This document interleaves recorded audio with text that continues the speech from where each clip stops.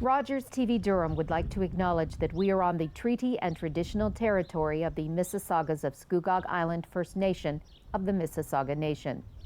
May we respectfully honor the knowledge and understanding of the Indigenous stewards of these ancestral lands and ensure that the voices of the First Peoples are represented in our collections, programs, and services. The opinions expressed in the following programs are those of the participants and do not necessarily reflect those of Rogers nor Rogers TV.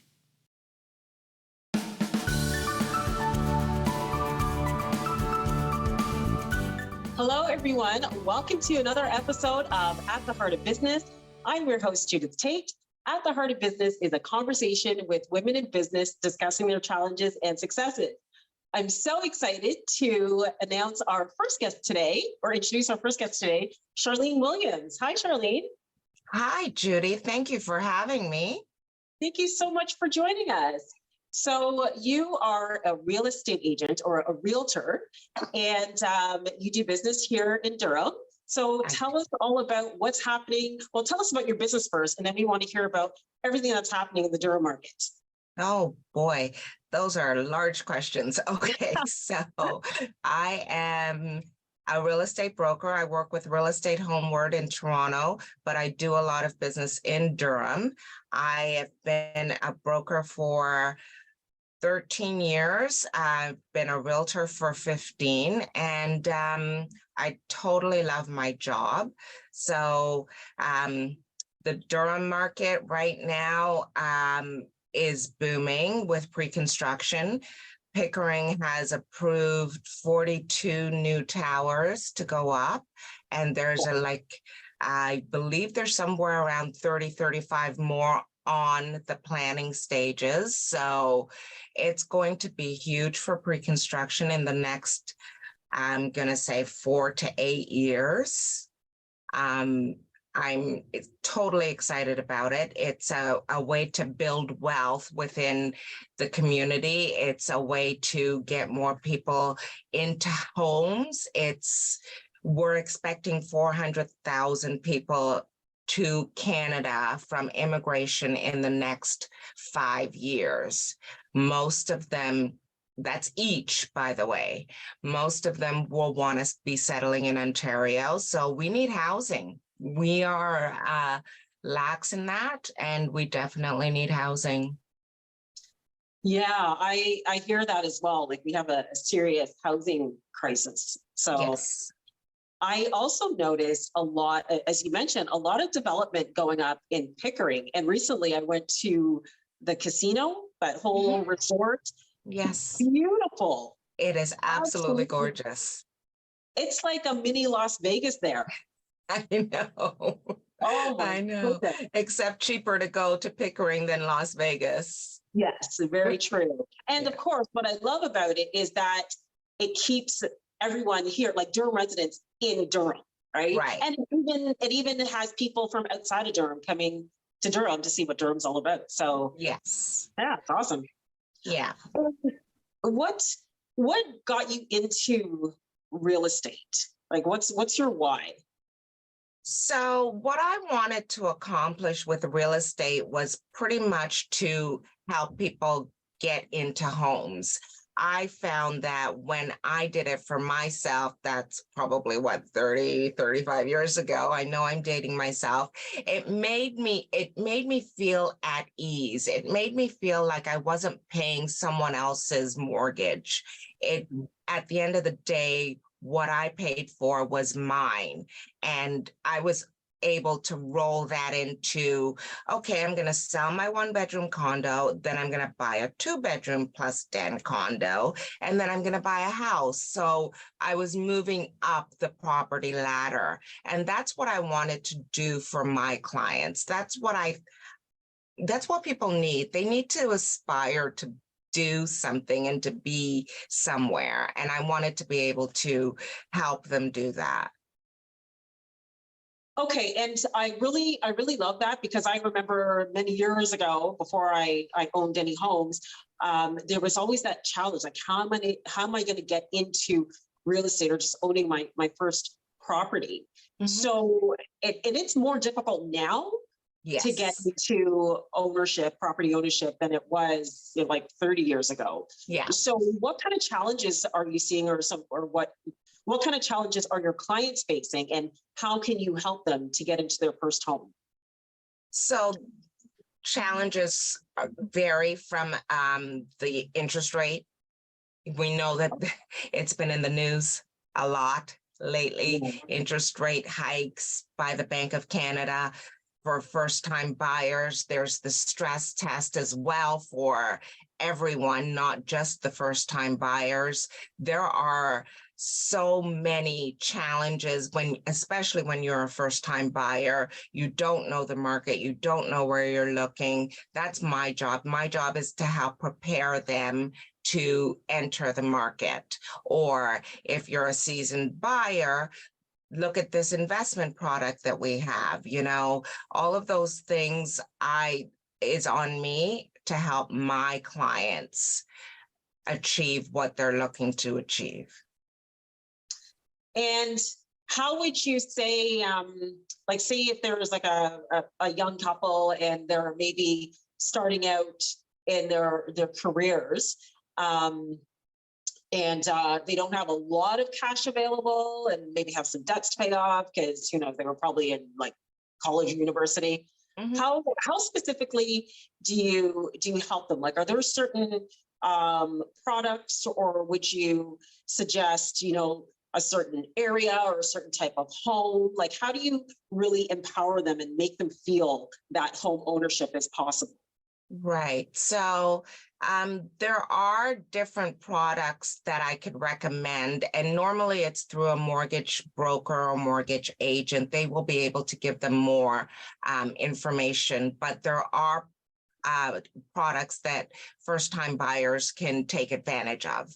For example, there's the RSP thing that they can basically take money out of their RSP and not get penalized for it for a number of years. I forget the number because the government changes so often, but the mortgage broker would be able to help them do that. First of all, you have to have very few debts. You have to come up with a down payment. A mortgage broker can help you do that. I have mortgage brokers that I work very closely with. They'll put you on the path to gaining your down payment and hopefully getting you into that first home. First homes are not going to be your forever home. And once you bring down your expectation of that, you're able to, like I said, buy a one-bedroom condo if you're a first-time buyer and a couple. 5 years, you put that on the market, or you keep it. You'll be in a better position. You can rent it. You can use the equity, and hopefully you'll have more money saved and purchase another property. That's your steps on the property ladder. I love it. And that's how you build wealth. Right. Really leveraging that equity in your home. Yeah. And I only discovered that a few years ago. I had so much equity and I thought, oh my goodness, I've got a lot of money. So of course my husband and I went and bought another property, and we absolutely love it. And it's so important to use that equity in your home. Yes. Like why let it sit there? Like use it to build wealth. Exactly. And what kind of challenges are you facing in this day and age in the real estate market?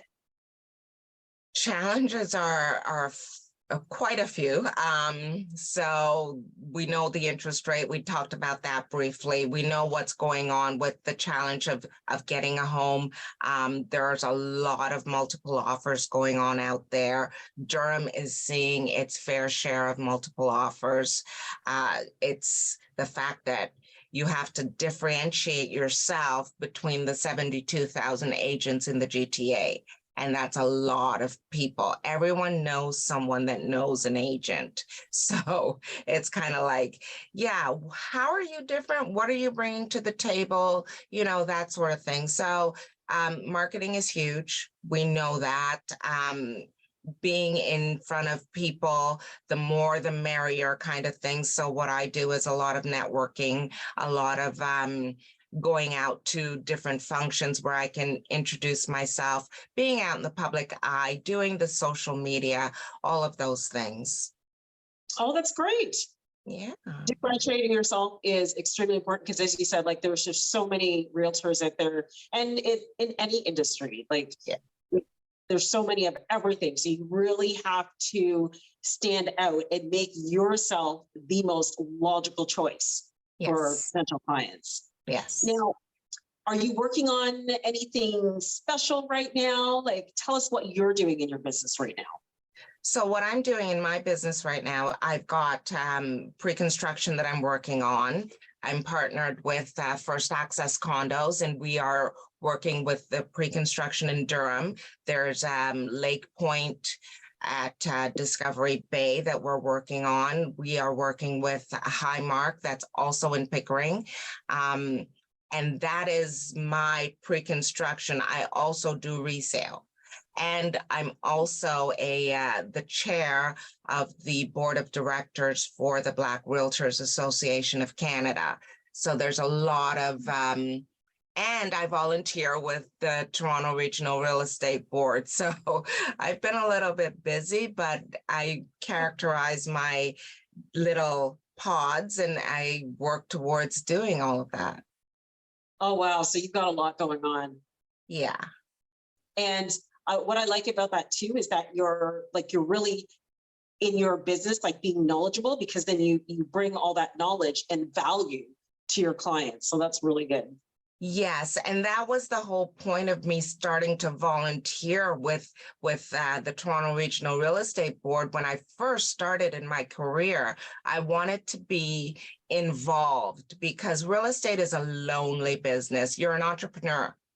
You don't have to go to the office. We go to trainings. We do it on Zoom now because of the pandemic, but it's really a very lonely business. And unless you put yourself out there or go to the office or, you're going on showings or whatever, then you can be alone most of the business week, right? So I wanted to be able to, as far as being immersed in the industry, volunteer. And that's what I ended up doing. And I absolutely love it, which is why I keep doing it.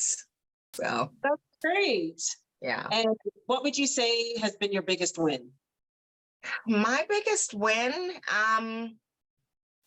right now is being the chair of that association that I told you about. I thoroughly enjoy it. It's a much needed association. It's something that we strive to be better and do better. And I'm still in the industry and I absolutely love it. Great. And in 30 seconds, what is your message of love, light, and inspiration? Love. Okay, I have an answer for this, and I'm pretty sure you've probably heard it before. So gratitude. Every morning I wake up with gratitude in my heart and in my head. I don't know any other way to be at this moment. I am grateful for waking up. I am grateful for being alive. I am grateful. That's amazing. Thank you so much, Charlene. It was so nice to chat with you. Thank you, Judith.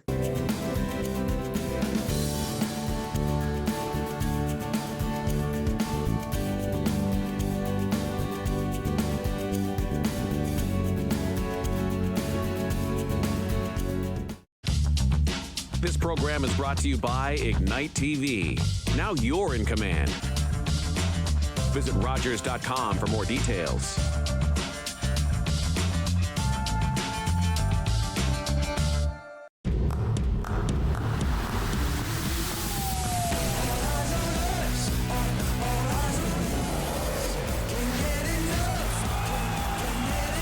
Understanding human nature can be a superpower. The first 48 hours are critical. What kind of idiot are you?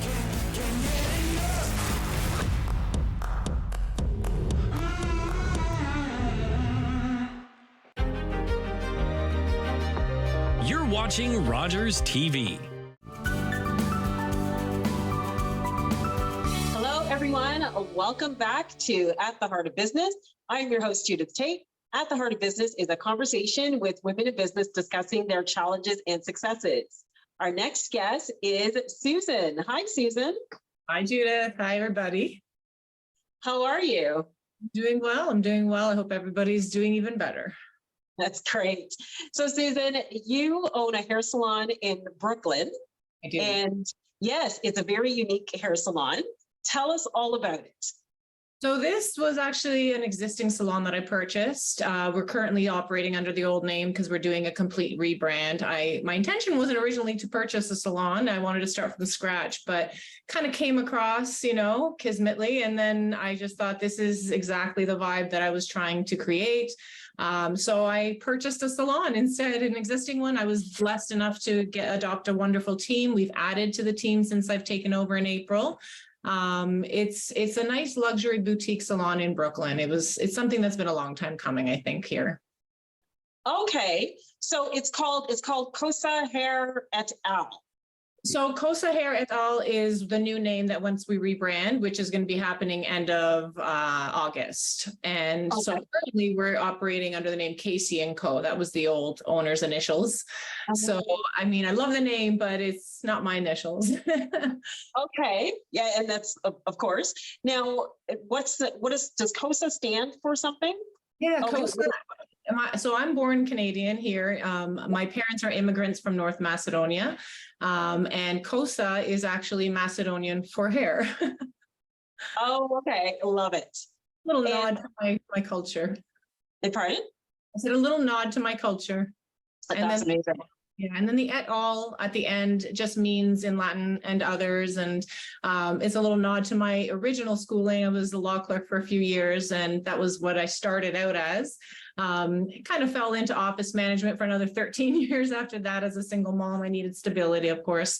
And then, so now that fast forward 12 more years, and I have my own salon finally. So I thought, put that in there just for a little nod to my, my history, I guess you could say.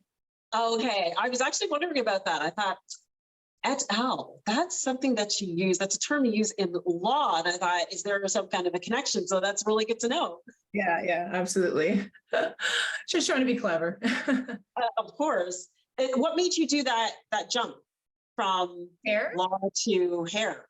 Hair was actually, funny enough, what I always wanted to do, but my parents came from a really tiny village in North Macedonia, very isolated. So they wanted me to do something different.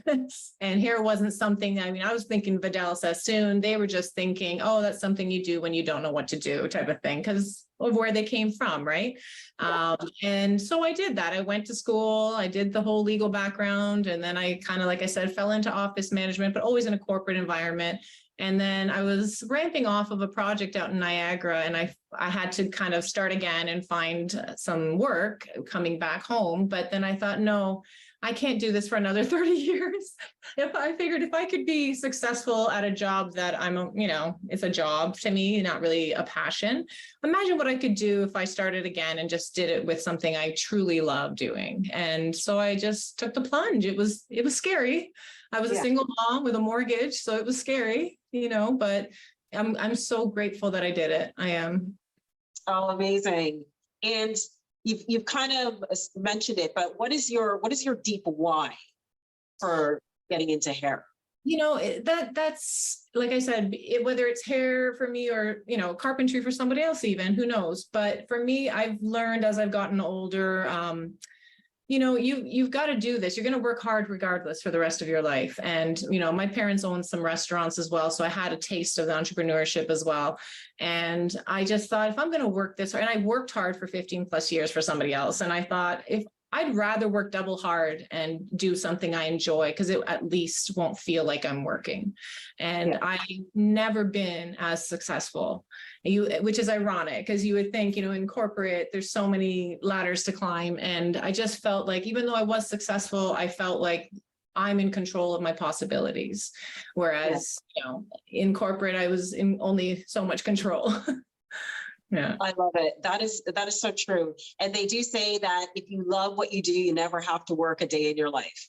I couldn't agree more. I couldn't agree. Yeah. 12 years of in the hair industry now, and I couldn't agree more. I've actually even encouraged my son. I used to be you're going to university. I don't care what you're doing, but you're going to university.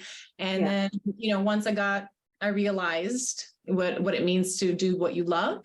I started encouraging him to do the same. And he's actually a tattoo artist now and on the verge of opening his own private studio in Vaughan. So it worked out for him as well.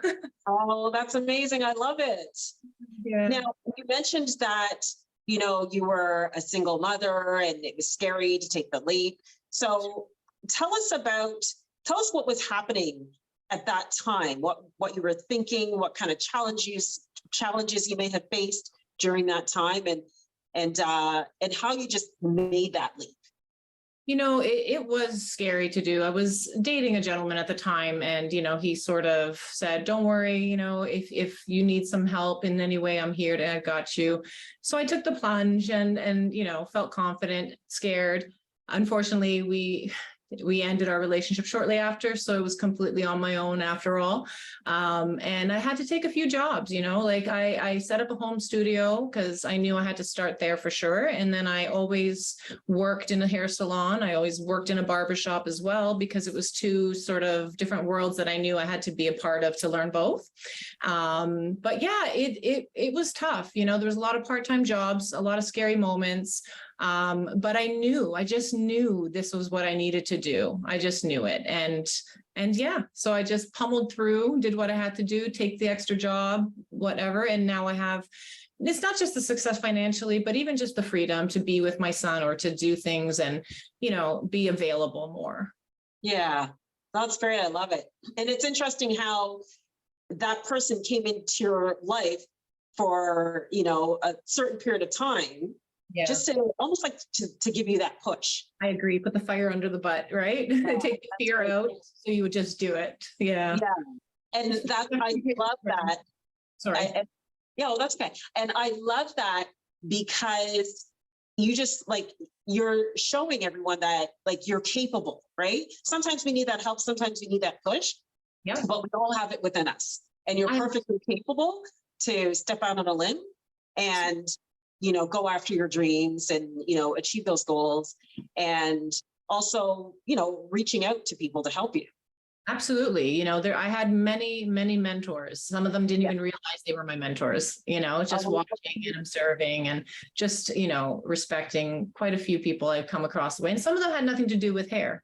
Some of them just were business owners that, kind of went through it already and said, you know what, Susan, just do it regardless. It's a plunge for whoever, whether you're a single mom or you're just a guy, doesn't matter. It's going to be scary and it is a plunge, but you need to do it. Just surround yourself with people that are sort of promoting it, and encouraging you, which I have.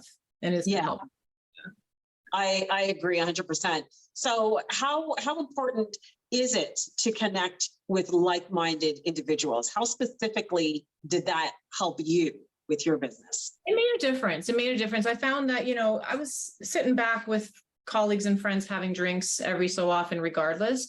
And I noticed that the discussions were different, right? The discussions with the like-minded individuals, even though we were just relaxing and it was a casual environment, it always revolved around business and ideas and marketing and things to try. You should do this. It worked for me. Not to discount my other relationships, but the ones that weren't like-minded, that may be on a different path, it's neither higher nor lower. It's just a different path. I found that even though they were great discussions, they were just a different type of discussion. It didn't really help me in my business. It just helped me in my soulful journey, I guess you could say. Yes, that's great. Yeah. And how are you unique or different from other salons? So, there's a lot of great salons in Durham, in Toronto and Durham, in Whitby in particular. We're very saturated. We've got so much talent in the Durham region. Yes. One of the things that I've noticed is we've got a few grand salons. And one of the things I keep hearing chirping in my ear from clients is that, they feel like they're being shuffled along, a little bit of, like cattle almost. Yeah. And that tailored experience is not there that they were hoping to get. So I think that what we've needed, especially in Brooklyn, now that Brooklyn's growing so quickly, And we have a lot of people from the city that have come and joined us here. So I just saw a need for, they want that high-end luxury experience. They just don't want it in a grand way where they don't know who's who and there's 50 people talking to them and working on them. So my goal was to create a boutique salon experience, using top-notch products, sustainable products. We use Davinus, which is, if you were to Google it, they're known for, erasing their carbon footprint and just giving back. They use a lot of small farmers, things like that. But and the main thing I would say the difference is that, me having my two worlds of barbering and also working in a high-end women's salon is that I'm actually bringing those two worlds together now. So I've hired another barber, I have another barber arriving that also do women. They're like me that do both. And even the existing team is looking at learning. We have nonstop education, advanced education here. So everyone's going to be learning how to barber as well. And that brought me into the whole ethnic hair aspect as well. It was something that I noticed that was huge, that, almost any ethnicity can walk into any salon and, confidently and say, hey, I just need a blowout or what have you. And I found that whenever I had anybody with 3C, 4C hair, ethnic hair in any way, they wouldn't dare. They just know better because unfortunately, there's not a lot of salons that know how to handle their hair. So working in barbershops and working at the different places, I've obviously over time learned how to do ethnic hair, 4C hair. So that's one thing that I'm really adamant about, actually. So we've got education classes and things like that so that everybody here knows how to handle any client that walks in and kill it, not just like, it's all right. She got by. I want you to look in the mirror and be like, I'm always coming back here. So it's huge. It's huge to me. I feel like if we're going to be professionals, we need to handle anybody that walks through that door. Oh my goodness. I love that. That's very unique because not that I know a lot of hair salons, but I don't think I've ever heard of that here in Durham, where like anyone with like 3C or 4C hair could walk in and get their hair done. Really quick, can you explain the difference? Because I'm sure a lot of viewers, I only recently learned about 3C, 4C hair. Can you just explain the difference? Absolutely. It's a numbering system, 1 being straight, 4C being the kinkiest, coiliest, like almost like if you think of a pen coil, the pen insert, that little spring, that tight coil, that's probably up there even, right? 4C and plus. So, and not to mention there's different patterns as well. Nobody's just 4C hair. Nobody's just one type of curl pattern. I'm sure if you go through yours, you'll find different pattern here, sometimes here, different pattern. So it's not that it's hard. A lot of my stylists, that are starting to learn it now that we're training on it, initially they were like, is it hard? It looks so hard. I'm just so scared. And I said, no, it's just like any other texture, straight hair or wavy hair. You wouldn't put the same products. Well, curly hair, same thing. It's just a matter of knowing what technique and knowing what products to use. It's not hard. It's just different. That's all. It's just different products, just like everyone else. And even the line that we carry, I'm so proud of them. They not only for everything else we've aforementioned, but their curl line, which you never see in any line, probably has more selection than all their other customized lines. So the moisture line, the nourishment line, the voluminous line for fine hair, and then you've got your Love Smooth, which is for smoothing out coarse hair. But then we've got the curl line, the Love Curl line, and it is about 7 or 8 different things. Sorry to cut you off, but we've run out of time. Thank you so much for that explanation. And thanks to our viewers for watching. Tune in next time for another episode of At the Heart of Business.